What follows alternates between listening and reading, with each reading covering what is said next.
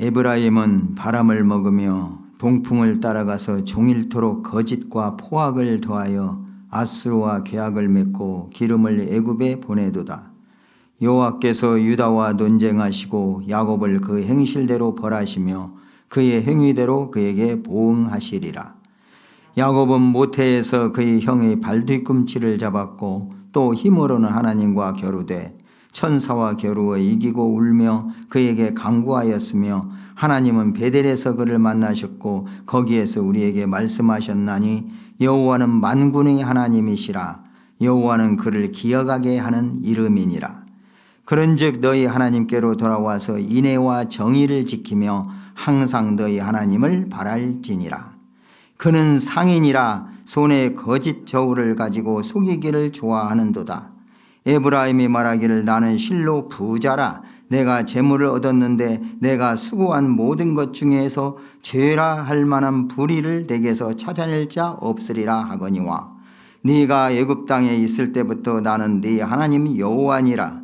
내가 너로 다시 장막에 거주하게 하기를 명절날에 하던 것 같게 하리라. 내가 여러 선지자에게 말하였고 이상을 많이 보였으며 선지자들을 통하여 비유를 베풀었노라. 길르앗은 불의한 것이냐? 과연 그러하다. 그들은 거짓되도다. 길갈에서는 무리가 수송아지로 제사를 드리며 그 제단은 밭이랑에 쌓인 돌무더기 같도다.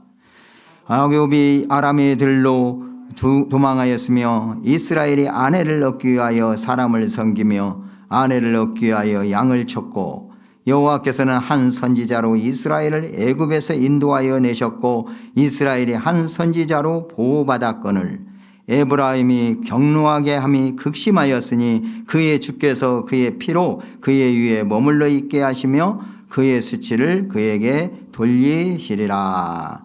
아멘. 이제까지 북이스라엘이 하나님 앞에서 우상 숭배를 하고 하나님의 말씀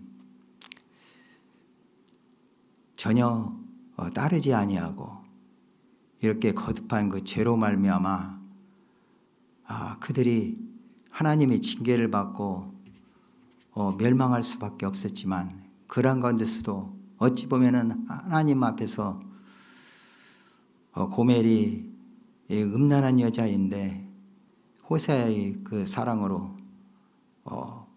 이제 결혼하고 그 위에도 음행을 했지만 그를 값주고 사왔던 그런 것처럼 우리 하나님께서도 그 음란한 이스라엘을 끝까지 사랑하셔서 값을 치르시고 그들을 회복하시는 그들을 구원하시는 그런 역사를 계속 말씀을 통해서 주셨었습니다.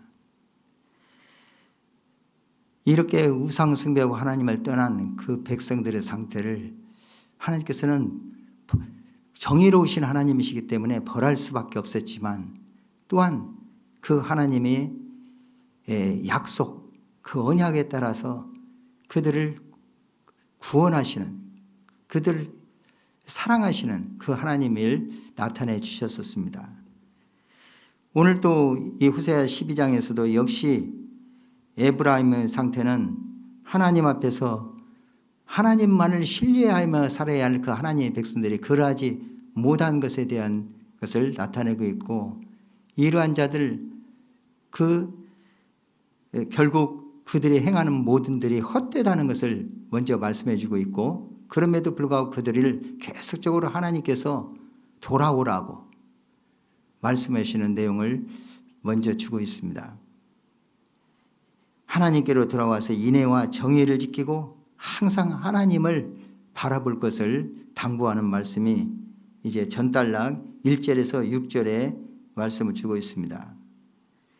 그리고 7절에서 14절 역시 이 당시에 이 북이스라엘의 정책이 외교적인 면에서나 또는 경제적인 그런 상황 속에서 오직 하나님만을 신뢰하고 하나님께 구원을 바라야 할 그들이 그러하지 못하고 하나님을 떠나서 오히려 이 현실 속에서 바라보는 이웃의 강대국들을 의지하고 그 강대국도 북쪽 있는 아시리아, 남쪽에 있는 이집트, 이런 서로 대적하고 있는 그런 나라들을 양쪽으로 다 교제하면서 이제 그들의 눈치를 살피는 그런 모습으로 세상 것들을 의지하는 그런 모습으로 나가는 이 북이스라엘에 대해서 그 상태를 말씀하고 있고,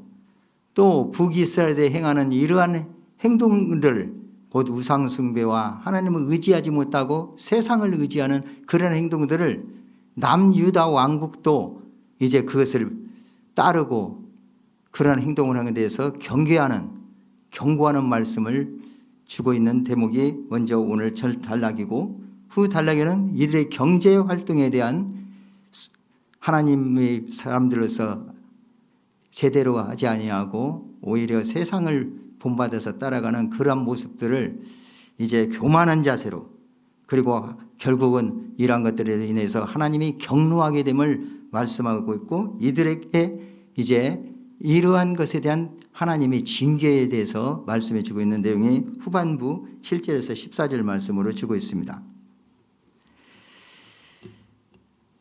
그리고 이러한 것을 이 이스라엘의 외교 정책과 국내 정치가 그 인간적인 실수로 지탱되고 있는 것을 비난하면서 족장 중에 야곱을 예로 들어서 말씀하고 있고, 야곱도 역시 처음에는 아주 교활한 그런 자였지만은 결국은 하나님의 말씀을 듣고 회개하고 돌아와서 신실한 하나님의 사람이 된 것을 예로 들어서 이런 야곱의 그 족장을 본받아야 할 것을 교훈해 주고 있는 내용이 오늘 호세아서 12장 전체적인 내용입니다.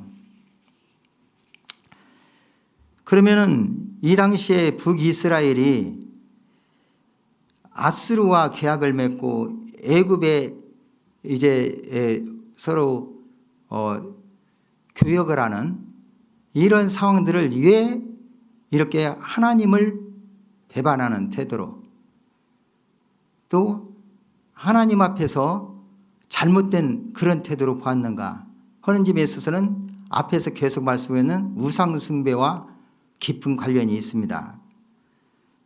왜냐하면 이 당시에 나라와 나라 사이에 서로 이제 조약을 맺는 이런 형식에 있어서는 그 나라에서 섬기는 신, 그들이 숭배하는 이 신들 앞에서 맹세를 하였기 때문입니다.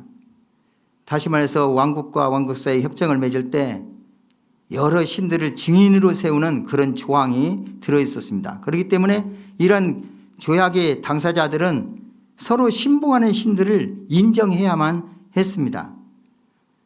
그러므로 이스라엘이 애굽에 또는 아수르에 이렇게 도움을 청하는 입장에서 조약을 맺고 어떤 서명을 한다는 것은 그 나라의 신의 충성을 다하기를 다짐하는 그런 면이 있었다는 말입니다.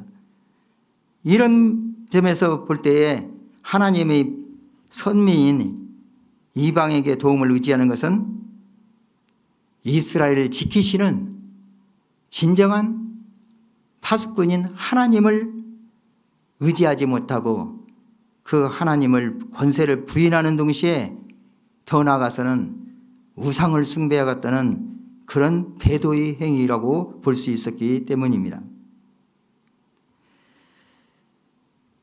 야곱이 어머니 뱃속에서 형인 에서의 발뒤꿈치를 잡은 것은 참 특이한 일이었었습니다. 태아의 손을 인도한 자는 하나님이셨습니다. 이런 현상은 그가 하나님의 선택을 받은 자임을 알려주는 대목이기도 합니다. 야곱의 후손인 이스라엘 백성들도 마찬가지로 태어나기 전부터 하나님의 은혜를 받은 선민으로 인정되고 있습니다. 이들이 어떤 선한 공로가 있어서 하나님의 복을 받을 대상으로 선택된 것이 아니고 오직 하나님의 전권적인 하나님의 주권과 섭리에 의해서 그들이 하나님의 백성으로 택함을 입었다는 사실을 오늘 말씀에서 우리는 생각해 보게 됩니다.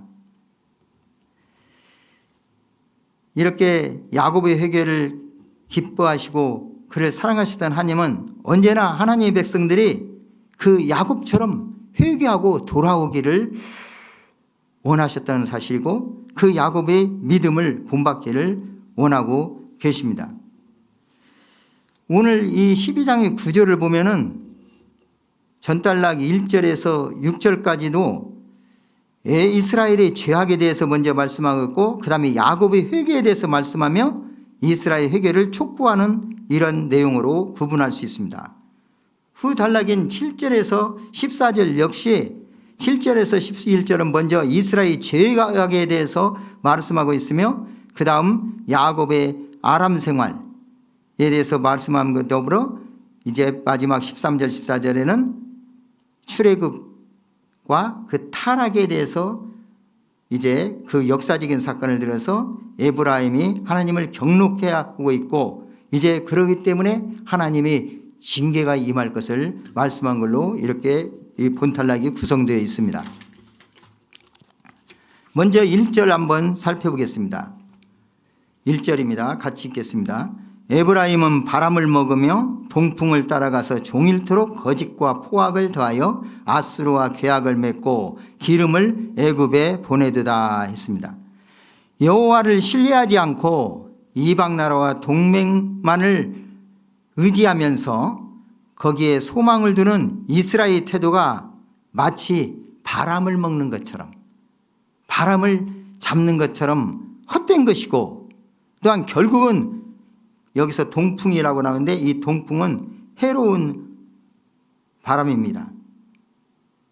이러한 우리나라로 말하면은 봄철 되면은 그 건조하면은 또 원하지 아니하는 황사가 몰아닥치고 모래바람이 또 요즘은 왜 그렇게 미세먼지가 많은지 참 힘들죠. 이렇게 악영향을 줄 수 있는 이런 바람을 여기서 아라비아 사막에서 불어오는 바람인데 농사에도 모든 생활에도 도움이 되지 않는 그 바람을 따라간다. 동풍을 따라간다. 이렇게 말씀하고 있습니다. 이런 것이 황폐를 가져다주는 동풍을 따라가는 행위처럼 이스라엘 백성들이 헛된 것임을 먼저 1절에서 말씀해 주고 있습니다.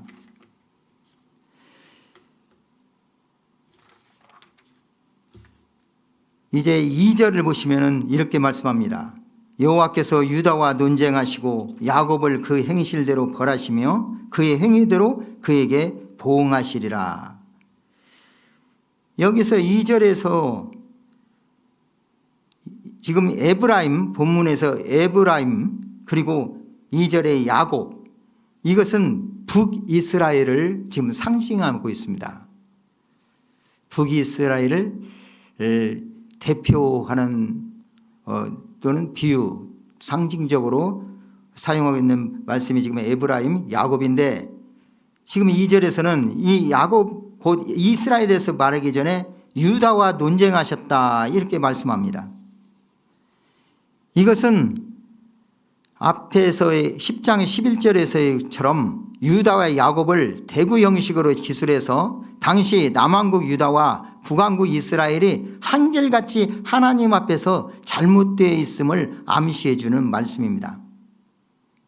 곧 유다를 향해서는 경고하는 말씀으로 북왕국의 헛된 행위를 담지 말라는 의미를 포함하고 있고 결국 유다도 이러한 북왕국의 우상 숭배와 그들이 잘못된 그것을 따라간다면 그들도 그 행위대로 보응을 받을 수밖에 없다는 것을 미리서 경계의 말씀을 주고 있는 것이고 또 북왕국 이스라엘은 그들이 행한 이 행위대로 반드시 하나님께서 그들을 심판하시겠다는 말씀으로 지금 주고 있는 것입니다.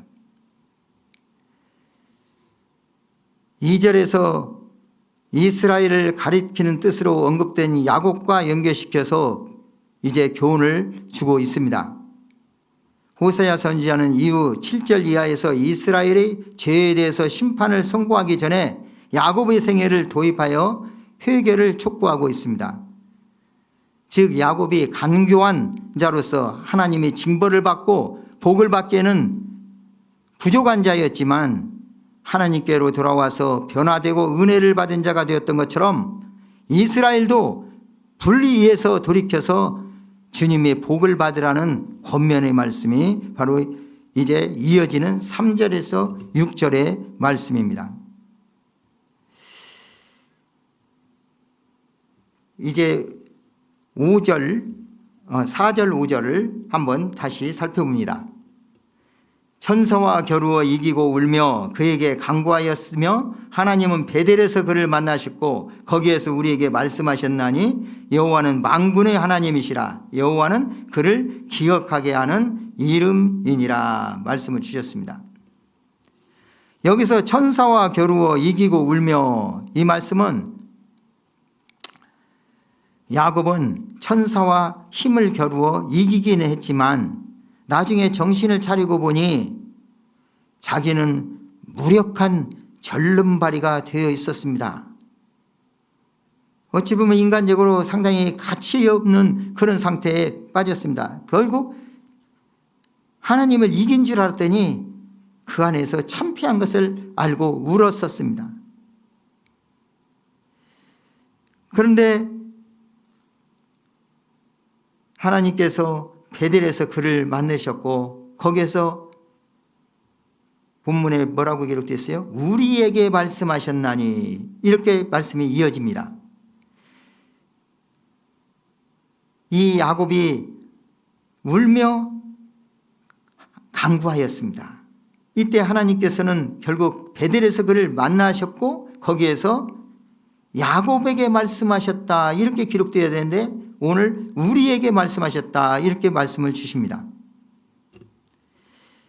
이것은 여호와께서 그 옛날에 베델에서 야곱을 만나 그와 맺으신 언약이 호세아 선지자 당시의 사람들, 곧 여기서 우리에게 이렇게 말했는데 이 이스라엘 백성들에게도 그대로 적용된다는 사실을 보여줍니다.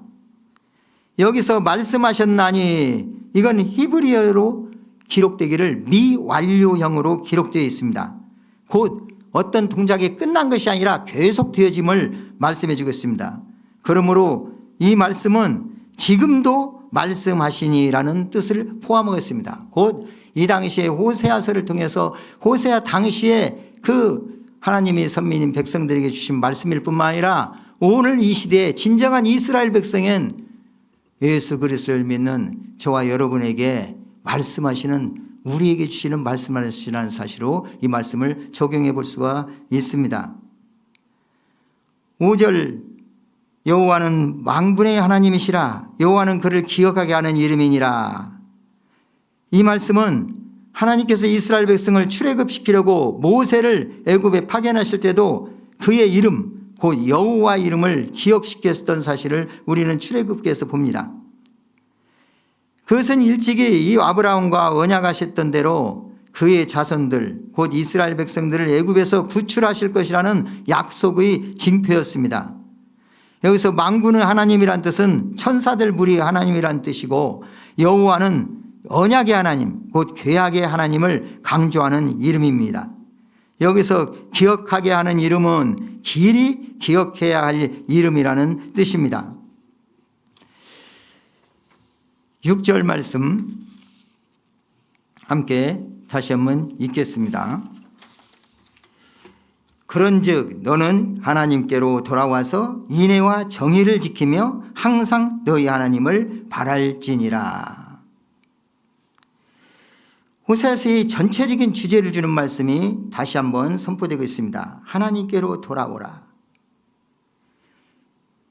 하나님의 자비와 사랑, 인애, 그리고 그를 본마다 하나님 사랑, 이웃 사랑의 이 말씀을 주십니다. 그리고 하나님의 정의를 지키라고 말씀합니다.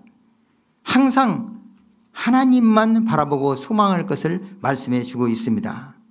진정한 회개하고 돌아올 때에 이제 하나님께서는 야곱을 변화시켜서 그 하나님의 선민의 조상으로 삼으셨던 것처럼 이 시대에도 우리 하나님 앞에 진정한 회개하고 돌아올 것을 촉구하신 말씀으로 우리에게 주고 있습니다.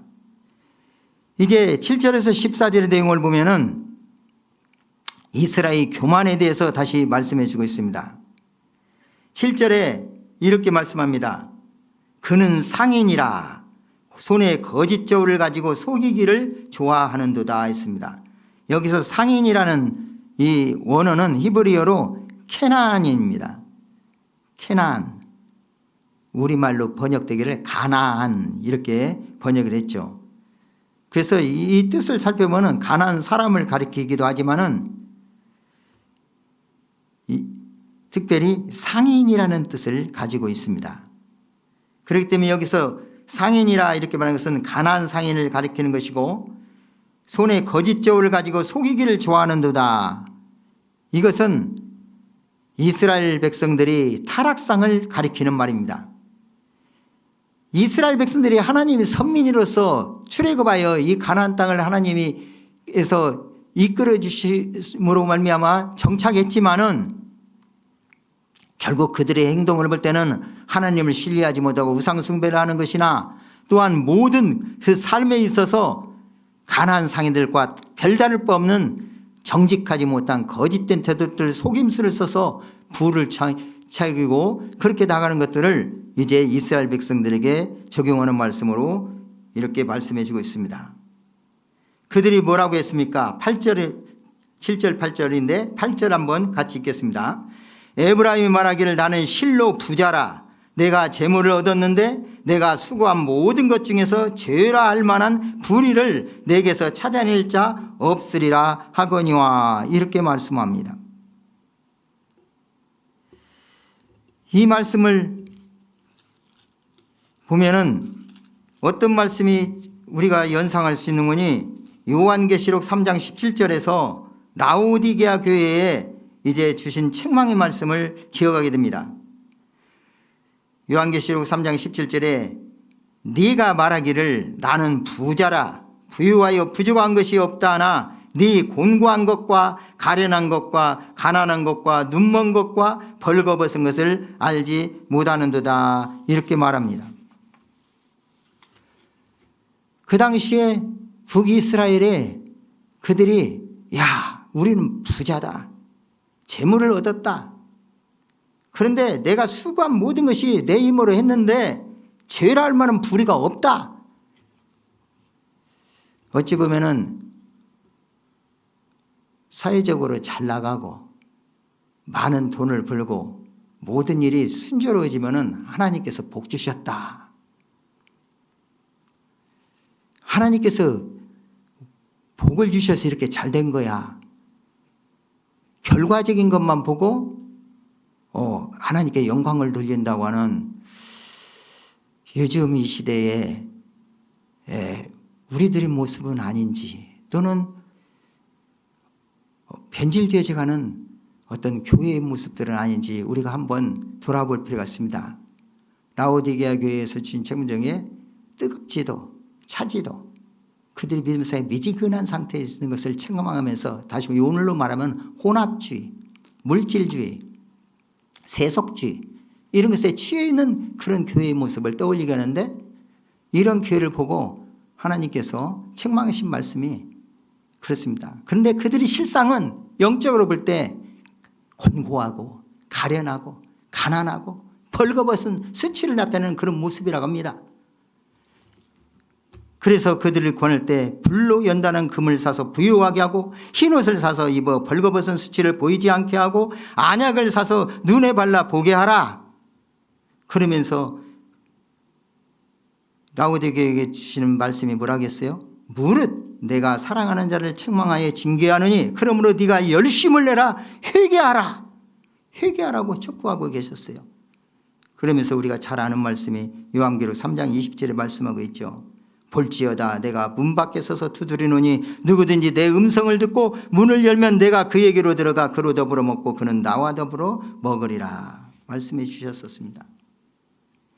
이 당시에 에브라임 모습들이 하나님을 신뢰하지도 아니하고 오히려 하나님의 다른 우상을 따라가고 다른 나라의 강대국들을 바라보면서 그들의 모습들을 바라보면서 그들과 별다를 바 없는 그런 생활을 하게 되고, 오늘 말씀에 보면 그들의 행위는 바람을 먹고 동풍을 따라가는 그런 헛된 것들이고 거짓과 포악을 행하고 이웃들을 속임으로써 해하게 되고, 그러한 그들의 모습들을 적나라하게 나타내고 있고, 이들의 모습은 바로 부끄러운 모습, 그의 수치라 이렇게 말씀하고 있습니다. 그래서 하나님께서는 이들에게 어떠한 말씀을 주십니까? 네가 애굽 땅에 있을 때부터 나는 네 9절에 이런 말씀을 주시는데, 이 9절에 나오는 말씀은 학자에 따라서 두 가지로 해석을 합니다. 여기서 명절은 초막절을 가리키는데, 이 초막절에 대해서 하나님께서 그 광야 생활에서 그들을 장막 가운데 거기서 지켜주셨다는 데서 하나님께 감사하는 그 기억하면서 절기를 지키라고 이렇게 말씀해 주셨지만, 어찌 보면은 그들이 하나님 말씀에 불순종하니 계속 40일이면 가야 할 그 길을 40년 동안 방황하게 하시고 이렇게 연단을 시키셨습니다. 그렇기 때문에 이 장막절의 어떤 의미를 보면은 긍정적인 면에서는 하나님이 선민들을 보호하시고 지키시는 하나님의 인도하심이지만, 그를 기억하면서 지켜야 할 절기이지만은 부정적인 면에서 볼 때는 하나님 말씀에 불순종한 그들에 대한 하나님의 징계였었습니다. 그런데 오늘 이 본문의 9절 말씀은 그들이 명절에 그렇게 했던 것처럼 옛날 광야의 유랑 생활을 다시 반복할 수밖에 없다는 그런 징계의 말씀을 주고 있는 것이 문맥적으로 이제 이해하기가 더 원활한 것 같습니다. 그러면서 10절에 이렇게 말씀하셨습니다. 내가 여러 선지자에게 말하였고 이상을 많이 보였으며 선지자들을 통하여 비유를 베풀었노라. 하나님께서는 그 백성을 위해서 하신 바를 밝히는 역사적 진술입니다. 곧 하나님께서는 그 선지자를 통해 말씀을 도우셨고 이상을 통해서 그 뜻을 알리셨다는 말씀을 이렇게 주고 있습니다. 12절에서 14절 말씀을 이어가면은 야곱이 아람의 들에서 아내를 위하여 종로를 할 때에 하나님이 인도하심과 보호하심을 받았던 것처럼 이스라엘도 광야에서 똑같이 하나님의 인도하심과 보호하심을 받았는데도 불구하고 그 후손들은 구원의 하나님을 경노하게 함으로써 결국 그의 심판을 자초하고 말았다는 말씀을 이제 12절에서 14절에 주고 있습니다. 13절 14절 한번 같이 읽습니다. 여호와께서는 한 선지자로 이스라엘을 애굽에서 인도하여 내셨고 이스라엘의 한 선지자로 보호받았거늘 에브라임이 경노하게 함이 극심하였으니 그의 주께서 그의 피로 그의 위에 머물러 있게 하시며 그의 수치를 그에게 돌리시니라.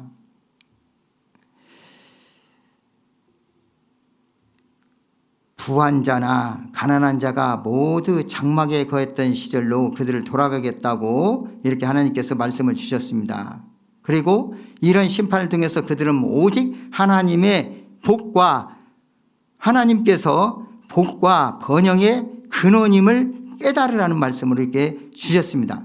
그리고 결국 하나님께서는 도망자와 양치기에 불과했던 그 야곱처럼 아주 무가치한 그런 상황에 있는 그들이었지만 하나님께서 그들을 택하셨고 구속하여 결국 가나안에 정착하는 은혜를 주셨는데, 그들이 정착한 후에 에세의 압제로 신음할 때도 또 하나님이 종들을 통해서 도움을 주셨고 고통 중에서 드리는 기도에 응답을 하셨었습니다.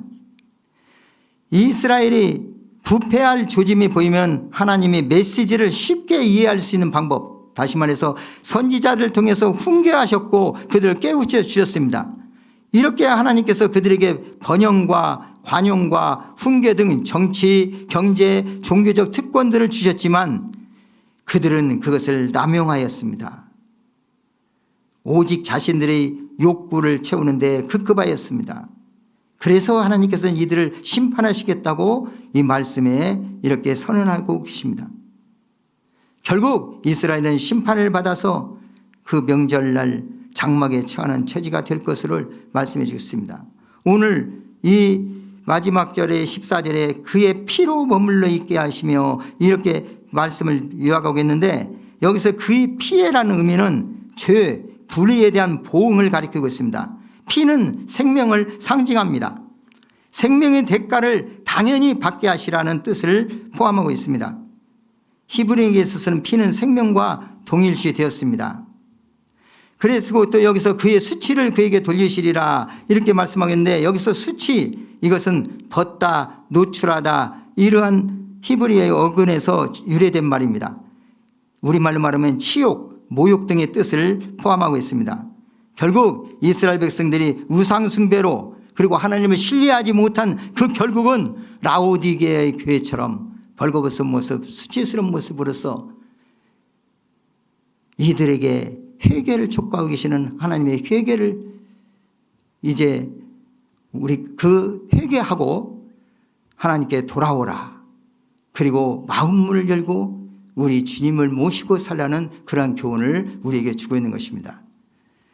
이러한 에브라임 모습, 이 에브라임 모습을 우리가 생각하면서 이 에브라임이 주신 교훈을 오늘 이 시대에 우리에게 적용하고 진정 하나님께서만이 복의 근원이심을 인정하는, 그리고 항상 감사하는 삶을 살고 성도로서는 당연히 하나님 말씀에 순종하며 부당한 방법으로 생활하지 아니하고 어떤 부정직하고 포악한 그런 세상의 방법을 따를 때는 반드시 그 대가로 징계를 받게 된다는 사실을 우리가 기억하면서 우리의 부패한 성향을 회개하는 믿음을 가지는 저와 여러분 되시기를 주님의 이름으로 축복합니다. 자비하신 하나님 아버지, 오늘 또 에브라임과 유다에 주신 말씀을 통해서 하나님께 인애와 정의로 참으로 회개하고 돌아올 것을 경고해 주신 말씀을 우리가 봤습니다. 이 말씀에 견고히 설 수 있는 저희 모든 성도들과 우리 교회가 되게 하여 주시고, 이 시대에 특별히 한국교회가 혼합주의와 여러 가지 세속주의, 물질주의에 빠져서 변질되어가는 이런 생활 속에서 참으로 라오디게에게 되었던 그 귀한 하나님의 권면의 말씀을 받는 저희들 되어지게 인도해 주시옵소서. 존귀하신 구주 예수님 이름으로 기도드립니다. 아멘.